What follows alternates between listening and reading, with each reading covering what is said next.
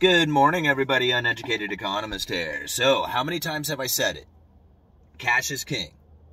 Cash is not trash. Just look at the links that I have down in the description for you guys. The demand for dollars is going to get extremely high going into the future. Now, Evergrande is a perfect example of what I feel could be taking place amongst many countries, many corporations.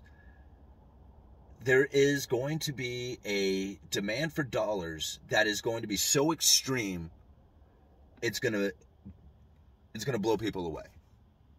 They will see the dollar rise in a way that they have never thought possible.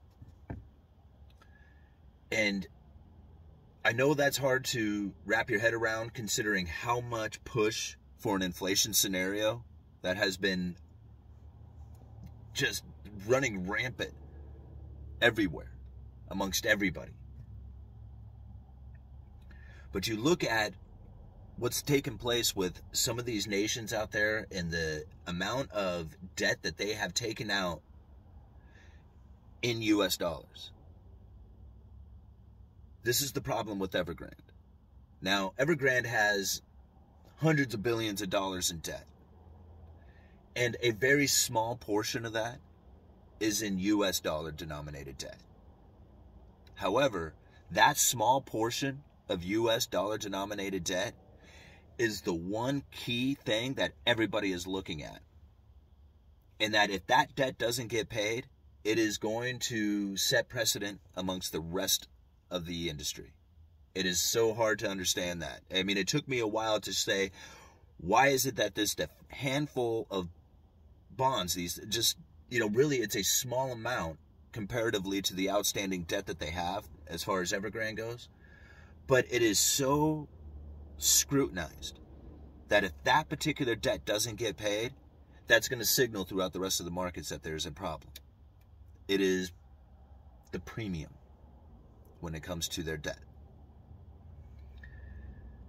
So, as you look out there and you see the Federal Reserve talking about their interest rate hikes, everybody is freaking out. Everybody is looking to go someplace to hide. They have no idea.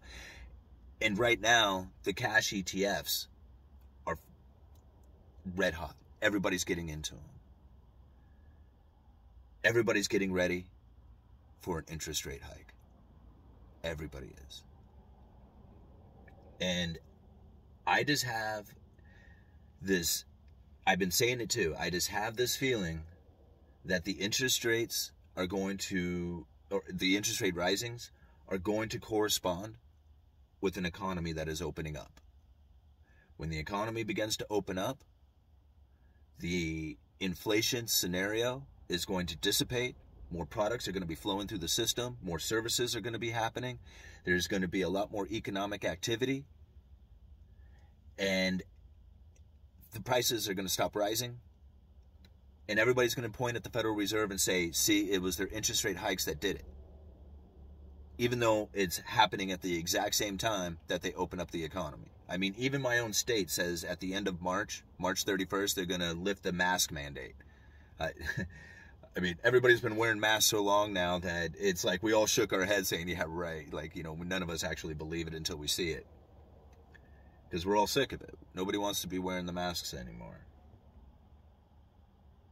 And as this takes place, you're going to find that, things like houses are probably going to stop moving up as fast as they were. May even have some contractions in some areas, especially extremely overheated areas. You're going to find that a lot of people are going to start investing in saving in things that are more productive in the United States. This is if it continues. I mean, there's no saying what's going to happen. I mean, a lot of people are probably going to argue with the idea of the Federal Reserve even lifting of interest rates. I can't imagine them going very far with their rising of interest rates, but I could see them going to 2% on the Fed funds rate. I could see them trying to get at least that much out of it. The only problem is that it's going to start encroaching in on that corporate debt. And that's where the problem is really going to start taking place. It's because as this corporate debt is getting, or the U.S. Treasuries, as they start encroaching closer and closer to this corporate debt as far as the yields go, investors are going to start dumping out on that corporate debt. And you can already see it taking place. I mean, just look at the junk bond ticker JNK. And you can see right there that people are looking to get out of that corporate debt and moving into a more liquid asset, a more safe haven asset. And that's where you're going to probably find that a lot of people are going to get into cash-like equivalents. I could even see where in a situation like this that gold could really rise, because a lot of people who are already scared of the dollar are going to find some other safe haven, the place to be. And outside of like cryptocurrencies, gold is really the only other place to go. And if everybody is like scared of having a liquid asset, something that's going to be close to cash or a cash equivalent, I don't see cryptocurrencies playing that role.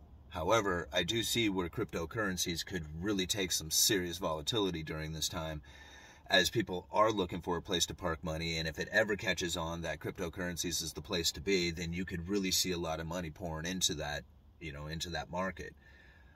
I personally do not look at cryptocurrencies anything outside of a speculation, but I do feel that is not something that is going to go away. I mean, cryptocurrencies are here to stay. They're only going to advance. They're going to become more prevalent. The idea of central bank digital currencies are becoming more prevalent. It's going to happen. I mean, we are going to go into a digital currency at some point in the future, and cash will be abandoned. Now, until that happens, we are going to see a demand for cash going into the future that is going to be quite extreme. And I don't know how else to explain it outside of that contracts being written outside of the United States that are due in US dollars get used as if they're US dollars. So you think about the world reserve currency, how much demand there is for dollars out there, and how many contracts are being used as if they are dollars that one day could come due, and in fact one day will come due.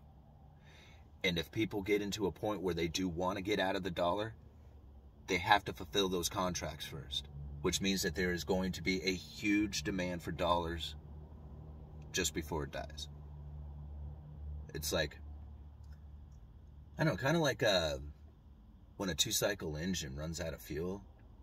It revs up really high as it sucks in a lot of oxygen, and then it dies. I kind of think about the US dollar, something like that, where people are going to be like, oh man, the dollar is the best thing ever, and that's when you're going to want to get out. But right now, as everybody is calling cash trash, I've been saying it. You want to get into the dollar, you want to have some dollars, you want to be prepared for a crash. And I talked about this dollar-denominated debt that has been taking place all over the world. Evergrande is a perfect example of it. So, okay, I got to go into work. Enough babbling in the morning. Uneducated Economist, you guys let me know.